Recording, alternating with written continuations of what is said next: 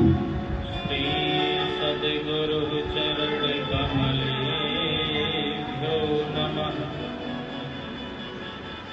ध्येयं सदा परिभवं नमभीष्टदोहम्। तीर्थास्पदं शिवविरञ्चनुतं शरण्यम्।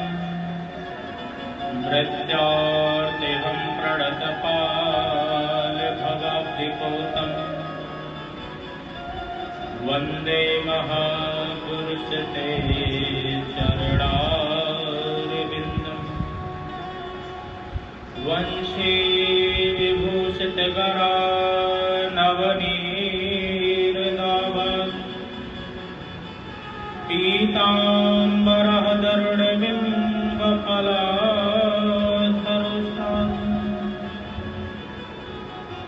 पूर्णेन्दुसुन्दरमुखादरविन्दनेत्रात्। कृष्णात् परं किमपि तत्त्वमहं न जाने। नारायणं नमस्कृत्यं नरं चैव नरोत्तमं। देवीं सरस्वतीं व्यासं ततो जयमुदीरयेत्। भक्ति भक्त भगवन्त गुरु चतुर्नाम बपुएक।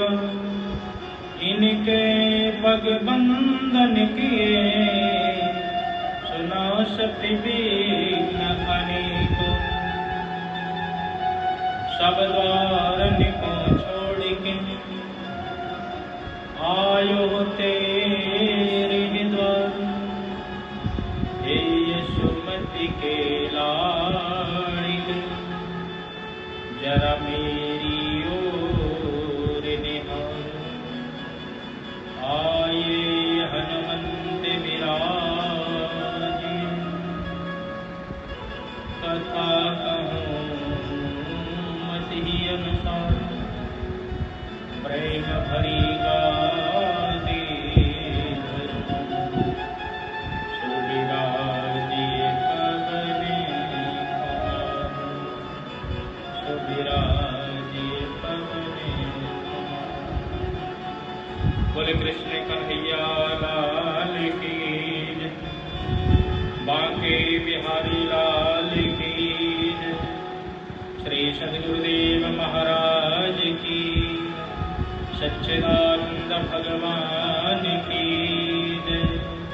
रास रासेश्वरी श्री राधा रानी की जय।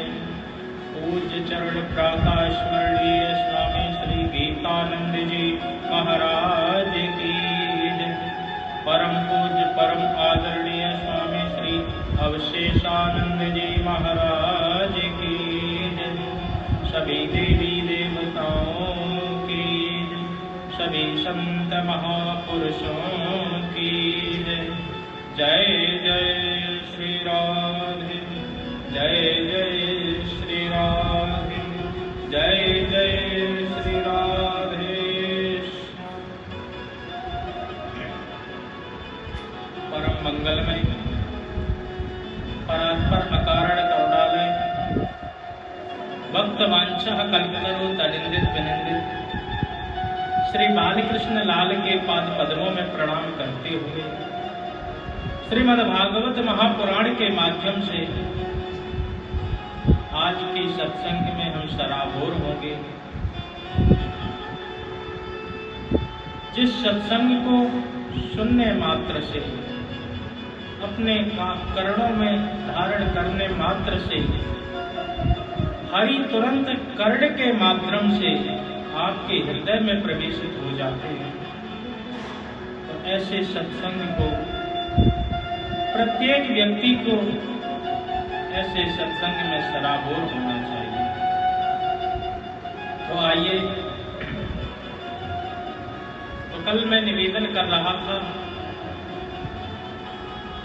कि किस प्रकार से ध्रुव जी महाराज ने मात्र 5 वर्ष की आयु में ही भगवान का साक्षात्कार कर लिया भगवान को दर्शन देने में विवश कर दिया। सारे संत महापुरुष चारों तरफ यही चर्चा कर रहे थे, भाई मात्र 5 वर्ष के बालक ध्रुव ने चमत्कार कर दिया। भगवान को भी दर्शन देने के लिए उसके द्वार पर आना पड़ा, जहां पर वो तपस्या कर रहा था। परंतु जब नारद जी इस बात को सुनते हैं तो मन ही मन प्रसन्न होते हैं। क्यों प्रसन्न होते हैं? क्योंकि नारद जी सोचते हैं हमको ऐसा शिष्य मिला जिसने भगवान को प्राप्त करने के साथ साथ मेरे नाम का भी इतना उत्कर्ष बढ़ा दिया, मेरे नाम का भी गौरव बढ़ा दिया। तो जहां कहीं ध्रुव जी महाराज की बातें होती हैं तो तुरंत नारद जी कहते हैं, यह 5 वर्षे गुरुदार वाक्सरै भिन्नो न यातो हृदयेन दूयतः वनं मदादेश करो जितं प्रभु जिगाय तद्भक्ति गुणैः पराजितः। 5 वर्ष के बालक ने माता के वचनों से व्यथित होकर के और मेरे दिए हुए आदेशानुसार, मेरे दिए हुए मंत्रा के विधि विधान के अनुसार उसने हरि की भक्ति की और भक्ति करके जिघाय तद भक्ति गुणैः पराजिता, भगवान ने उसके गुण को देख करके उसको दर्शन दिए। मानो भक्त ने आज स्वयं भगवान को पराजित भी कर दिया, क्योंकि भगवान भी भक्त के पराधीन रहते हैं। श्रीमद् भागवत में ही कहते हैं भगवान, अहम भक्त पराधीन, मैं भक्तों के पराधीन रहता हूं। जिस प्रकार से सर्व इच्छति जयम, सभी जगह जीतने की इच्छा को लेकर के व्यक्ति आगे बढ़ता है। सर्वम इच्छति जया परंतु पुत्र मिच्छति पराजया। जैसे पिता हर जगह सभी जगह जीतने के लिए आगे आगे बढ़ता है, परंतु जब पुत्र की बात आए तो पुत्र से हमेशा पराजित होना चाहता है। ये पुत्र मुझसे भी 2 कदम आगे निकले और निकल करके मेरा भी नाम रोशन करे। जिस प्रकार से निकृष्ट शिष्य जो होता है वो गुरु के गौरव को डुबो देता है, गुरु के नाम को डुबो देता है, और जो उत्कृष्ट शिष्य होता है वो गुरुदेव के नाम के गौरव को और भी ऊंचा बढ़ा देता है। स्वामी रामकृष्ण परमहंस जी ने एक ऐसे शिष्य का चयन किया स्वामी विवेकानंद जी के रूप में। तो आज स्वामी विवेकानंद जी ने अपने गुरुदेव के नाम के गौरव को चारों ओर प्रसारित कर दिया। इतने स्वामी विवेकानंद के नाम से आपको संस्थान नहीं मिलेंगे जितने उनके गुरु स्वामी रामकृष्ण परमहंस जी के नाम से मिलते। तो आज इसी प्रकार से ध्रुव जी महाराज जी ने नारद जी के भी नाम का इतना गौरव बढ़ाया और साथ ही साथ भगवान की प्राप्ति भी कर ली। चारों तरफ जब ये बात सुनते हैं तो नारद जी भी बहुत प्रसन्न होते हैं। तो इस प्रकार से बहुत अच्छी तरीके से ध्रुव जी महाराज ने भगवान को प्राप्त किया, 36,000 वर्ष तक राज्य किया और अंत में मृत्यु के सर पर पैर रख करके उस परम धाम को चले गए। इन्हीं ध्रुव जी महाराज के वंश में आगे चल करके एक राजा अंग का जन्म हुआ, जो कि बहुत ही बड़े महात्मा थे। परंतु बेटा निकल गया नालायक, जिसका नाम है बैन। रोज परेशानी करता रहता, आए दिन शिकायतें आती रहती। राजा परेशान होकर के सोचने लगा, ऐसा बेटा मुझे मिल गया, सारी प्रजा को परेशान कर रखा है इसने, तो इससे अच्छा है कि मैं इस राज्य को छोड़ करके ही कहीं चला जाऊं, क्योंकि काम खराब मेरा पुत्र करेगा, परंतु लोग उंगलियां मुझ पर उठाएंगे। प्रजा सोचेगी कि कैसा राजा है जो प्रजा पर इतना अन्याय अत्याचार करवा रहा।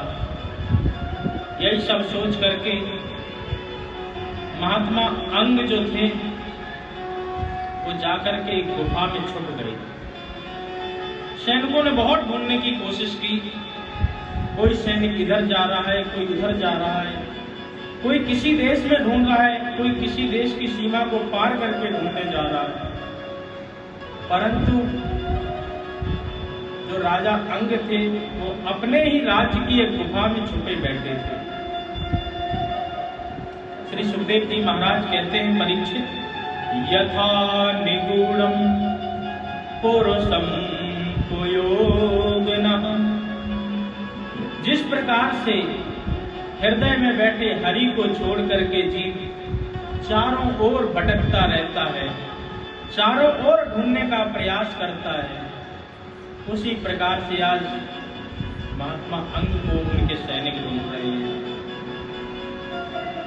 जिस प्रकार से कस्तूरी की खोज में हिरन उसकी सुगंध को सूंघ करके पूरे जंगल में इधर उधर भटकता रहता है, परंतु उसको ज्ञान ही नहीं होता है कि जिस कस्तूरी को वो ढूंढ रहा है वो तो उसके नाभि में ही विराजमान है।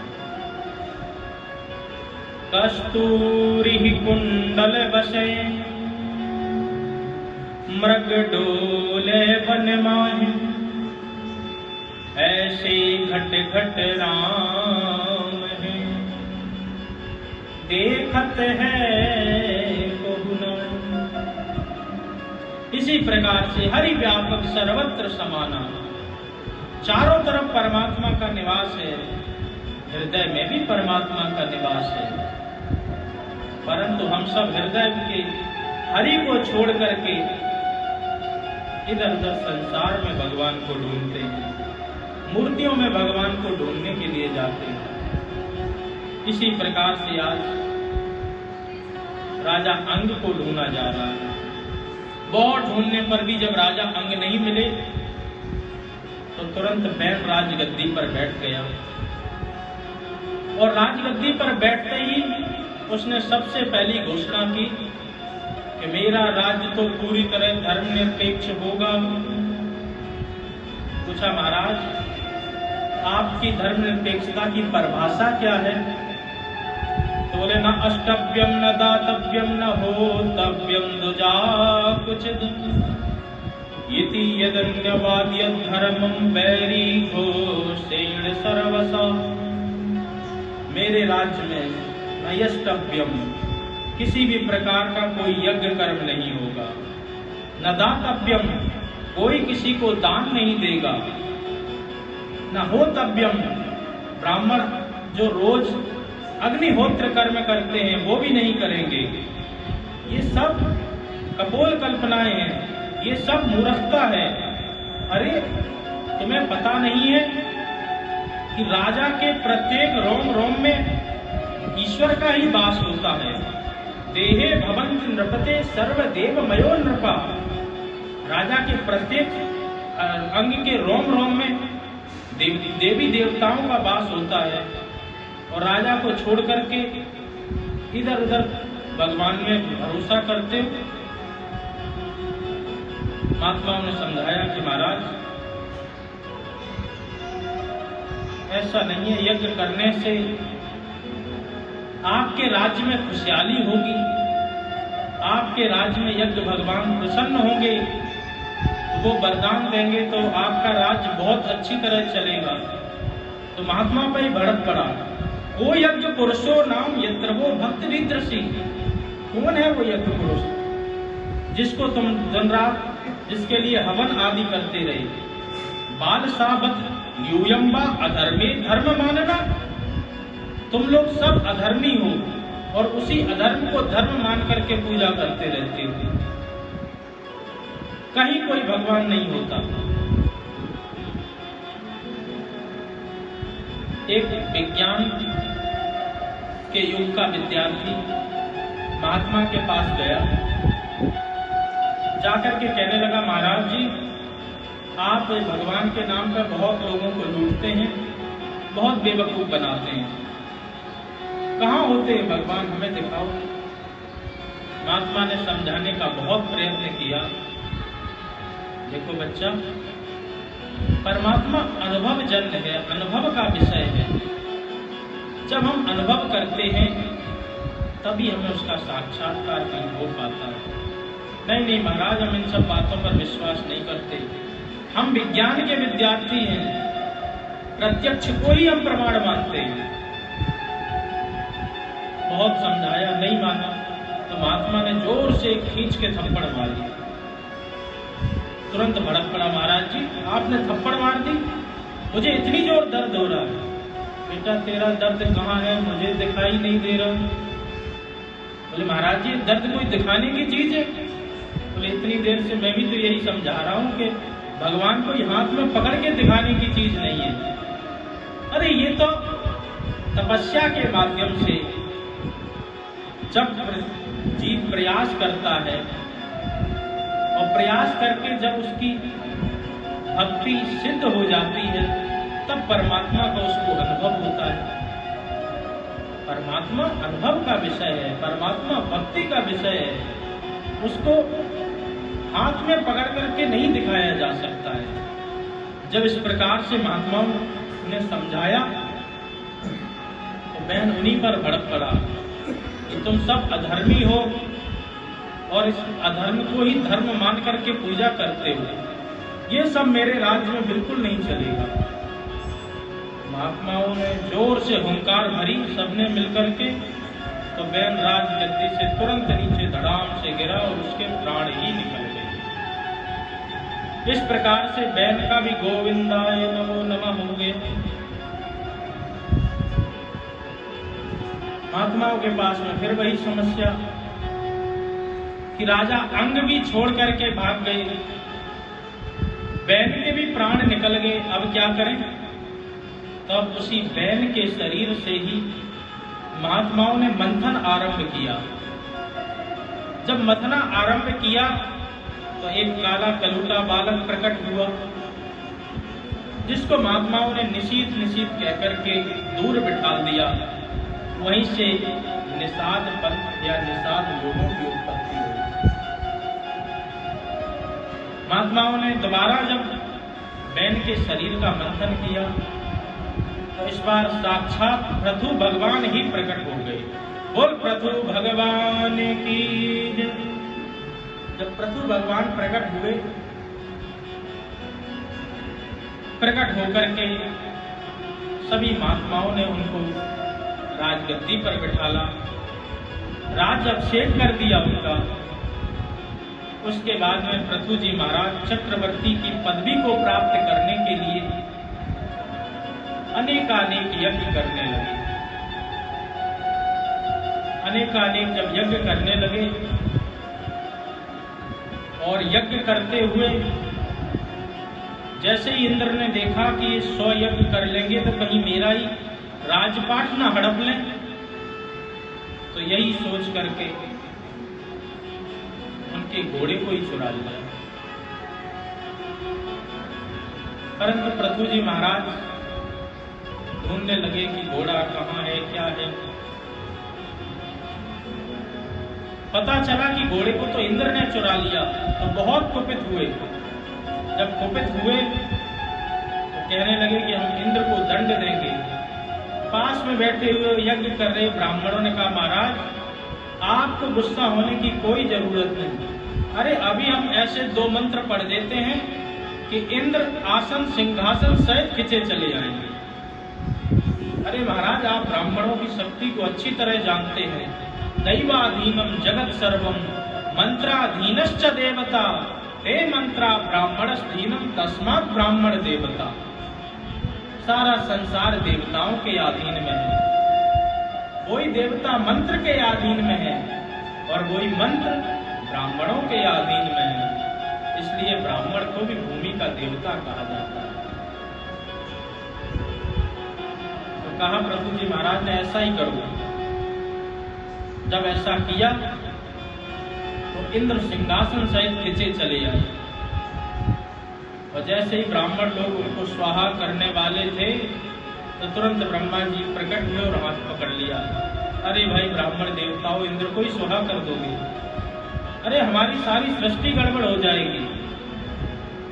इंद्र ने भी क्षमा मांगी। ब्रह्मा जी ने भी समझाया कि देखो, ये पृथ्वी जी साक्षात धर्म के अवतार हैं, इनको तुम्हारी राजगद्दी से कोई लेना देना नहीं। ये तो अपने राज्य में धर्म कर्म को प्रसारित करने के लिए यज्ञ आदि का आयोजन करते रहते हैं।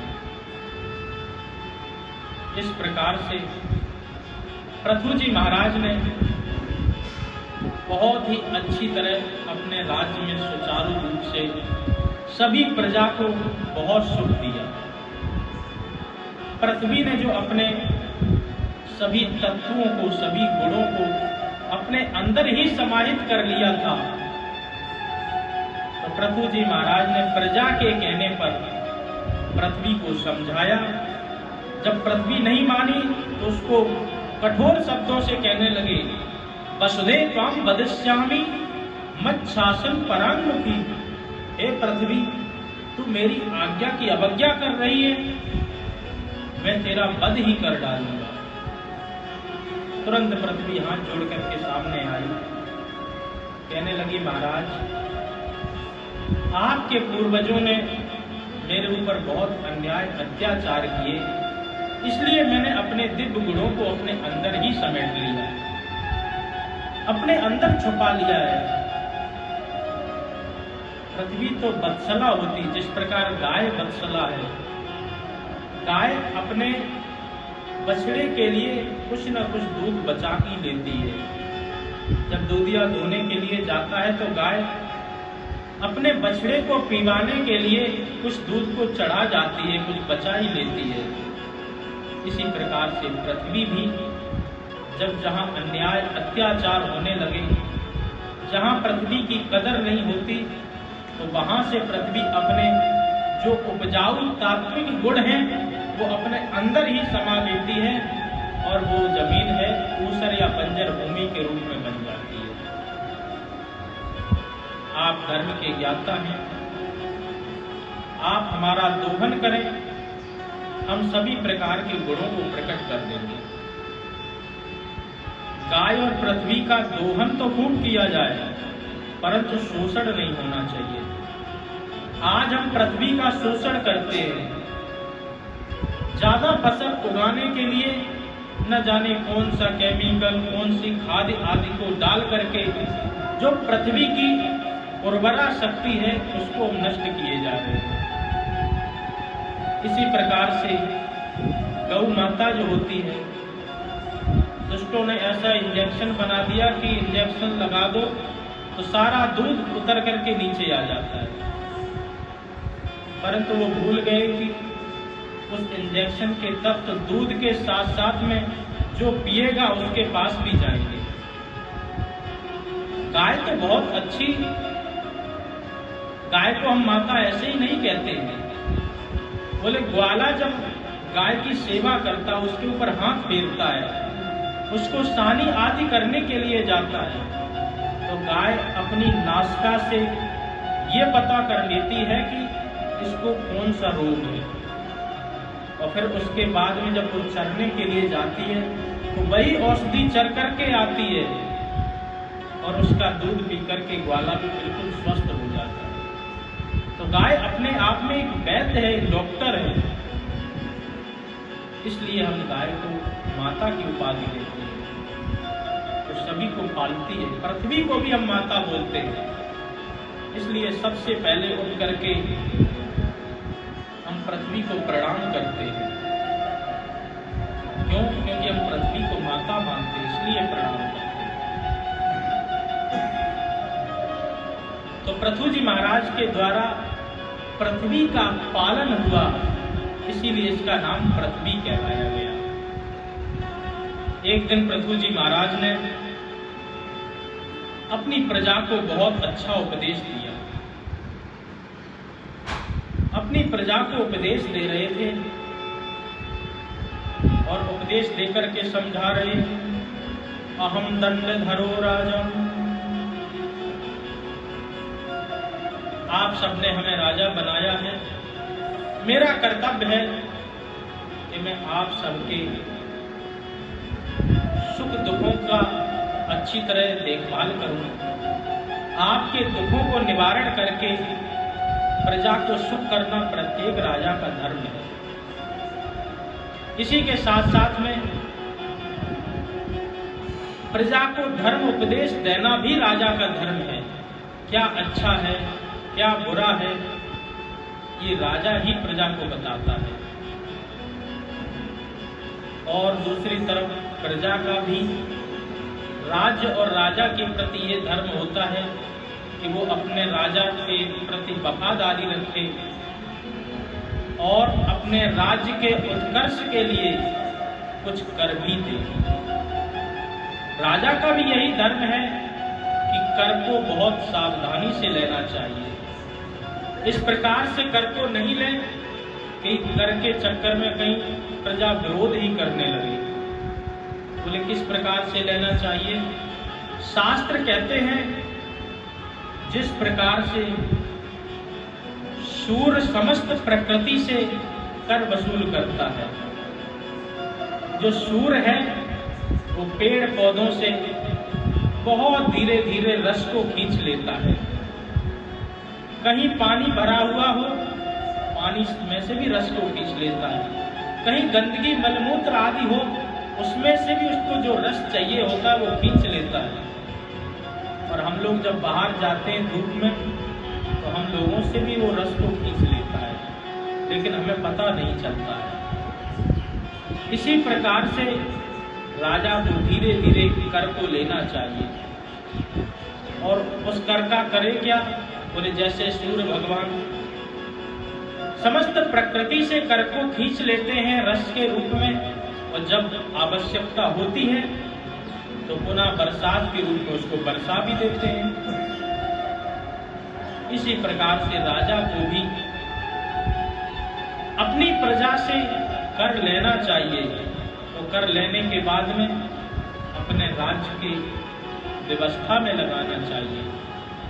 जब प्रजा देखेगी कि बढ़िया रोडें बन रही हैं, पानी आदि की अच्छी सुविधा हो रही है, पढ़ाई लिखाई आदि की सबकी सुविधा हो रही, तो प्रजा भी अच्छी तरह खुश होकर के कर देगी। इसीलिए गोस्वामी तुलसीदास जी भी कहते हैं, बरसत हर्षत सब लखें, करसत लखे न कोई, तुलसी प्रजा सौभाग्य से, भूप भानु सब होए। भूप यानी कि राजा, भानु माने सूरज, भूप भानु सम होए। राजा को सूर्य के समान होना चाहिए। बरसत करसत सब लखें, बरसत हर्षत सब लखें। जब बरसात होती है तो सबके मन को हर्षित कर देती है, सबको बहुत अच्छा लगता है। परंतु करसत लखे न कोई, जब सूर्य रस को खींचते हैं वो किसी को नहीं दिखता। इसी प्रकार से राजा को जिस प्रकार सूर्य भगवान समस्त प्रकृति में से बहुत सावधानी से थोड़ा थोड़ा करके कर वसूल लेते हैं, ऐसे ही राजा को समस्त प्रजा से कर वसूलना चाहिए। कहीं राजा अपनी 7 पीढ़ियों के लिए प्रजा से कर वसूल करके रखने लगे तो एक प्रजा फिर तो इनकम टैक्स की चोरी करेगी। इसलिए राजा को बहुत सावधान होना चाहिए। सबतः वो भी रसम मुक्ते, जिस प्रकार से सूर्य आवश्यकता आने पर उस कर को बारिश के रूप में वापस कर देते हैं, वैसे ही राजा को अपने प्रजा के सुख सुविधा के लिए उसको जरूर लगाना चाहिए। इस प्रकार का प्रभु जी महाराज उपदेश दे ही रहे थे कि अचानक देखा सूर्य आकाश मंडल में 4 सूर्य दिखाई देने लगे। जब ध्यान से देखा वो 4 सूर्य नहीं 4 ऋषि थे। सनक सनंदन सनातन और सनत कुमार आज 4 ऋषि मानो 4 सूर्य के रूप में साक्षात प्रकट हो गए। उनको प्रणाम करके कहा, महाराज अहो आज ऋते किम्पे मंगला मंगलाय।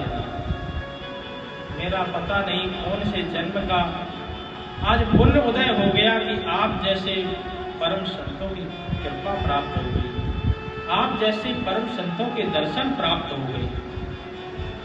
इस संसार में उस व्यक्ति के लिए कोई भी चीज दुर्लभ नहीं है जिस पर आप जैसे तेजस्वी ब्राह्मणों का आशीर्वाद है।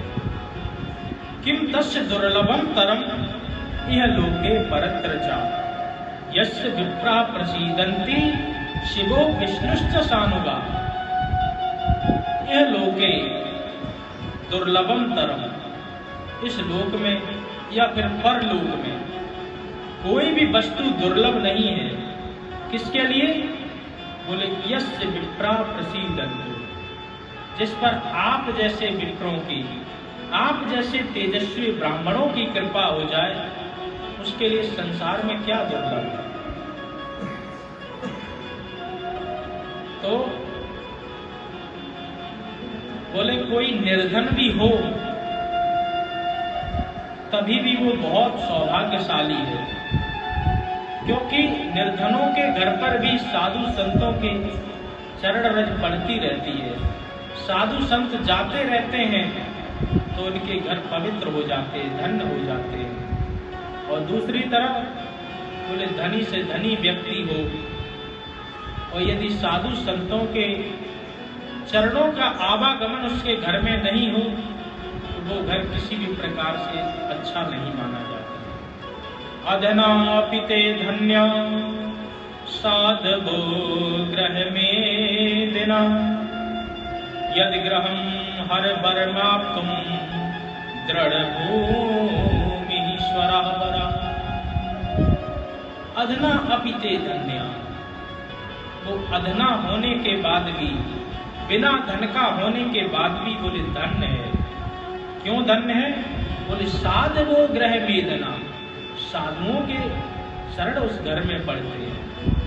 और दूसरी तरफ जो धनवान होने के बाद भी साधु संतों की कृपा को जो नहीं लेता है वो करे वो उसी प्रकार से उसी वृक्ष के समान है जैसे कोई आम का वृक्ष हो, बहुत सुंदर सुंदर पके हुए आम लगे हों उस पर, परंतु उसकी पूरी ऊपर से नीचे तक डाली पर चारों तरफ जहरीले सांप लटके हुए। सांप यदि लिपट रहे हैं तो वो फल किसी काम के नहीं है। व्यालालया द्रुमा वैते व्यक्ताखिल संपदा यदा ग्रहस्तीर्थ पदा पादीय पादतीर्थ विवर्जिता। बोले व्यालालया द्रुमा वैते, व्याल मन सांप, व्यालालया द्रुमा वैते, सांप उस पर अगर लटक रहे हों, कितना अच्छा भी पेड़ हो, कितना भी अच्छा हो, पाद तीर्थ विवर्जिता, संत महापुरुषों के चरणों की रज नहीं पड़ती तो बड़े से बड़ा तीर्थ होने के बाद भी आपका बहुत अच्छा घर हो, बहुत पूजा पाठ सब कुछ होती हो, परंतु साधु संतों का सत्संग नहीं होता, साधु संतों के पैर नहीं पड़ते हैं, उनकी रज धूली अगर आपके घर में नहीं जाती तो वो घर किसी भी काम का नहीं। इस प्रकार से बहुत अच्छा पृथु जी महाराज हाथ जोड़ करके प्रार्थना कर रहे हैं और हाथ जोड़ करके कहा, प्रभु आप ब्रह्मा जी के मानस पुत्र हैं, सभी प्रकार के शास्त्रों का आपको ज्ञान है, कृपा करके आज मुझे भी शास्त्रों का ज्ञान प्रदान कराएं। तो आज पृथु जी महाराज को सनकादिक ऋषि ज्ञान देते हैं। शास्त्रस्य यानेव सुनिश्चितो नृणाम् क्षेमस्व शक्रा ब्रह्मसेषु हेतु असंग आत्मा व्यतिरिक्त आत्मनि दृढ़ारति निर्गुणे छयाया। सनक, सनंदन, सनातन, सनत कुमार चारों ऋषि कहते हैं कि मैंने समस्त शास्त्रों को बहुत अच्छी तरह देखा और उनका एक ही निचोड़ निकाला है कि यदि इस संसार में जो असत वस्तु है उसमें अपने मन को न लगा करके सत वस्तु की ओर व्यक्ति को अपना मन लगाना चाहिए। ये संसार में हम सब जिस प्रकार से अनुरक्त रहते हैं, जैसे माता को तब तक अपने बच्चे से प्रेम नहीं होता है जब तक वो गर्भ से बाहर नहीं निकलता। कई बार तो गर्भ में ही बच्चे को नष्ट करा दिया जाता है। इसी बीच में परम पूज्य प्रभुपाद गुरुदेव स्वामी श्री अवशेषानंद जी महाराज का पदार्पण हो रहा, तो आप सभी उनका स्वागत करें। बोल स्वामी जी महाराज की।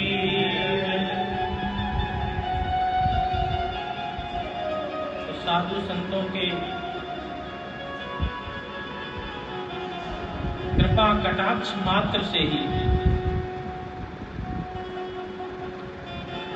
सभी प्रकार से मंगल हो जाते हैं। जहां संतों के दर्शन होते हैं तो वहां पर किसी भी प्रकार का अमंगल रह ही नहीं सकता। तो ऐसे परम पूज्य स्वामी जी महाराज के चरणों में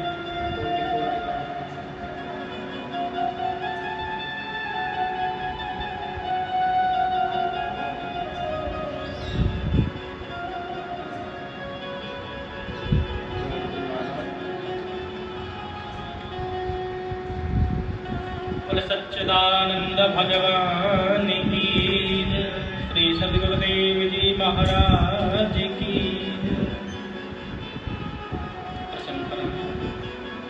तो आज सनकादिक ऋषि समझाते हैं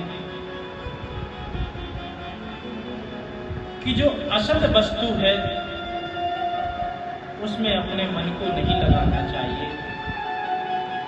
सत वस्तु में ही अपने मन को लगाने का प्रयास करना चाहिए। माता को भी अपने बच्चे से तभी प्रेम होता है जब वो गर्भ से बाहर निकल करके आ जाता है। जब गर्भ से बाहर निकल करके आता है और माताएं उसके साथ में खेलती रहती हैं, अच्छी तरह उसका लालन पालन करती हैं, तभी जाकर के मैं और मेरे का उनको अच्छी तरह ज्ञान होता है। तो शास्त्र कहते हैं मैं और मोर तोर तय माया, इसी का नाम माया है। इसी में जीव फंस जाता है और फिर परमात्मा को छोड़ करके रिश्ते नातों की ओर ध्यान देता है।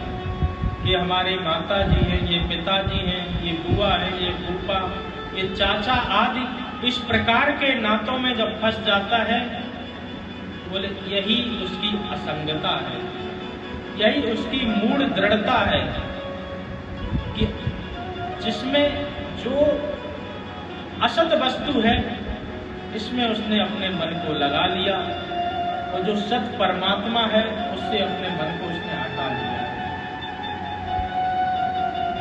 इस संसार में आए हो तो इस संसार में एक है आपका धर्म और दूसरा है परम धर्म। धर्म क्या है? बोले संसार में आए हैं, माता पिता की सेवा करना धर्म है, गुरुजनों की सेवा करना धर्म है, अपने परिवार के भरण पोषण आदि का पालन करना भी आपका धर्म है। परंतु इन सभी धर्मों का ध्यान रखते हुए उस परम धर्म को भी नहीं भूलना चाहिए कि परम पिता परमात्मा की प्राप्ति करना ये आपका परम धर्म है। धर्म की प्राप्ति खूब करें, धर्म का अच्छी तरह पालन खूब करें, परंतु उस परम धर्म को भी न भूलें। उस परम धर्म के प्राप्ति में यदि धर्म बाधक बने तो बोले धर्म को भी त्यागा जा सकता है। आज तक किसी ने त्यागा? बोले कई लोगों ने त्यागा। प्रहलाद जी ने अपने पिताजी को ही त्याग दिया था, भरत जी ने अपनी माता को त्याग दिया और राजा बलि ने अपने गुरु को ही त्याग दिया। सभी गोपियों ने अपने पतियों को त्याग दिया। तजो पिता प्रहलाद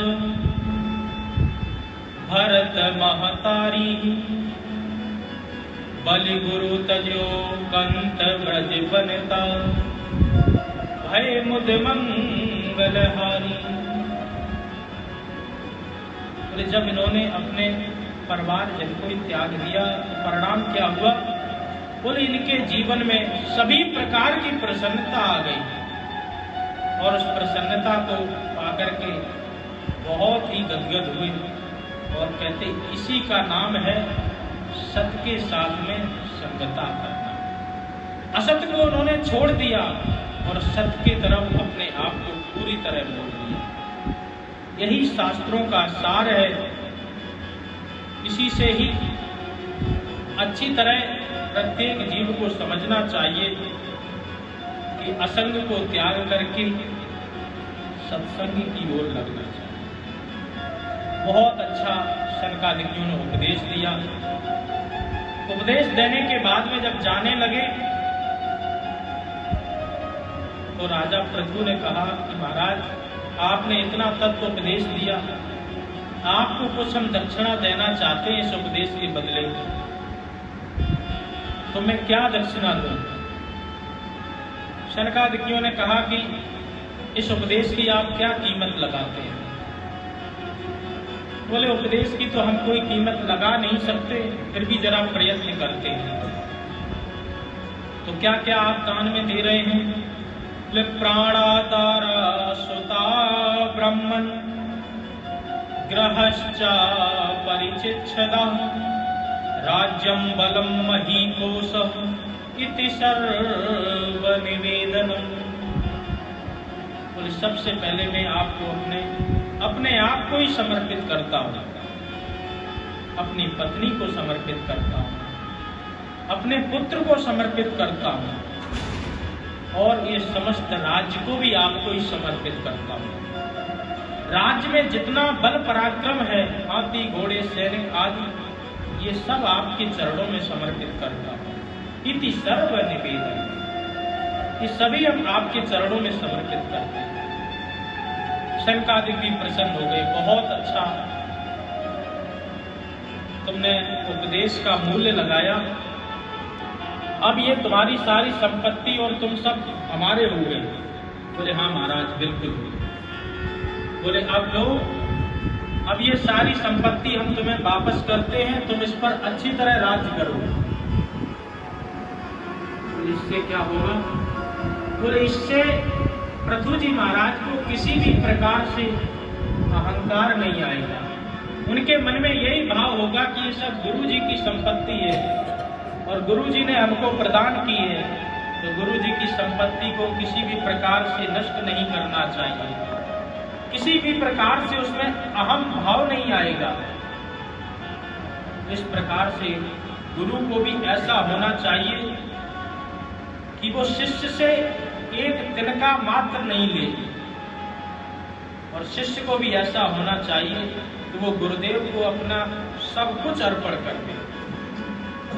जब सब कुछ अर्पण कर देगा तभी जाकर के शिष्य का कल्याण हो सकता है। सब कुछ देने के बाद में शिष्य को शून्यता का अनुभव होगा और शून्यता में ही वो गुरुदेव के एक एक उपदेश को अच्छी तरह समझ सकता है। तो आज इस प्रकार से शनकादिकों ने दान दी हुई सभी संपत्ति को पुनः वापस कर दिया और आशीष मंगल देकर के वहां से अंतर्ध्यान हो गए। इस प्रकार से राजा ने बहुत ही अच्छी तरह तत्व उपदेश का अनुसरण किया, अनुपालन किया और अंत में भगवान की कृपा को प्राप्त किया। इन्हीं राजा के राज्य में आगे चल करके प्राचीन बरी का वंश चला। प्राचीन बरी राजा हुए। वो यज्ञ आदि अनुष्ठानों में बहुत रुचि रखते थे, परंतु हर एक यज्ञ में वो पशु बलि दिया करते थे। एक बार जब नारद जी वहां पर आए, नारद जी ने कहा कि राजन, तुम यज्ञ में पशुओं की बलि देते हो और आओ बाहर निकल करके अपने राज्य से देखो, आकाश में वो सारे पशु दिख रहे हैं आपको, वो सब यही सोच रहे हैं कि कब तुम यहां से मर करके आओ तो मैं तुमसे बदला ले सकूं। राजा ने कहा, महाराज, हम तो शास्त्रों की आज्ञा का पालन करते हैं। अरे शास्त्रों में लिखा है कि पशु बलि आदि ये सब देना चाहिए, इसलिए हम दे रहे हैं। बोले, जो शास्त्र सदा सर्वदा अहिंसा की बात करते हो, वो आपको हिंसा की आज्ञा कैसे दे सकते हैं? वेद शास्त्र जो होते हैं वो तो परोक्षवादी हैं। परोक्षवादी वेदोयम बाला नाम अनुशासनम। वेद भगवान परोक्षवादी होते हैं, कहते कुछ है मतलब कुछ और निकलता है। जैसे माता अपने छोटे बच्चे को कोई दवाई आदि उसको खिलाना हो तो कहती है कि बेटा इस दवाई को खा ले, उसके बाद में मैं तुझे बहुत बढ़िया लड्डू दूंगी या पेड़ा आदि दूंगी।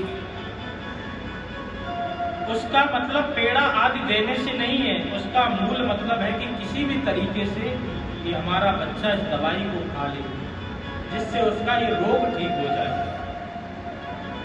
तो इसी प्रकार से बाला नाम अनुशासनम, जैसे माताएं बालक पर अनुशासन करती हैं, उसी प्रकार से परोक्षवादा वेदोयम, वेद भगवान उसी प्रकार से परोक्षवादी होते हैं, कहते कुछ है मतलब उसका कुछ निकलता है। जब हम सब अच्छी तरह, जो अल्पज्ञ व्यक्ति होता है, जो अच्छी तरह वेद आदि का अर्थ ठीक से नहीं निकाल पाता है, तो जैसे ही वो वेद आदि का अर्थ निकालने के लिए बैठता है, तुरंत सरस्वती माता घबराने लगती है कि मूर्ख अभी मेरे अर्थ का अनर्थ कर देगा। तो इसलिए हे राजन, ये शास्त्र कभी भी आपको पशु आदि हिंसा की आज्ञा कभी नहीं देते। तो किस प्रकार से नारद जी ने बहुत अच्छी तरह पुरंजनोपाख्यान के माध्यम से उपदेश दिया कि किस प्रकार से एक पुरंजन और एक अभिज्ञात नाम के दो मित्र थे। इसकी चर्चा हम कल ठीक समय पर करेंगे। आज के इस सत्संग सत्र का समय यहीं पर समाप्त करते हैं। इसके बाद आप सभी संत महापुरुषों के भोजन प्रसादी का भी समय है, इसलिए हम जय घोष के साथ में अपनी वाणी को आज यहीं विराम देते हैं। बोले बांके बिहारी लाल की, श्री गीता बिहारी लाल की, श्री सद्गुरुदेव महाराज की, सच्चिदानंद भगवान की, श्री रासरासेश्वरी राधा रानी की, परम पूज्य प्रातः स्मरणीय स्वामी श्री गीतानंद जी महाराज की, परम पूज्य प्रातः स्मरणीय अर्चनी वंदनी स्वामी श्री अवशेषानंद जी महाराज की, अपने अपने गुरुदेव भगवान की, सभी संत महापुरुषों की, सभी भक्त जनों की जय जय।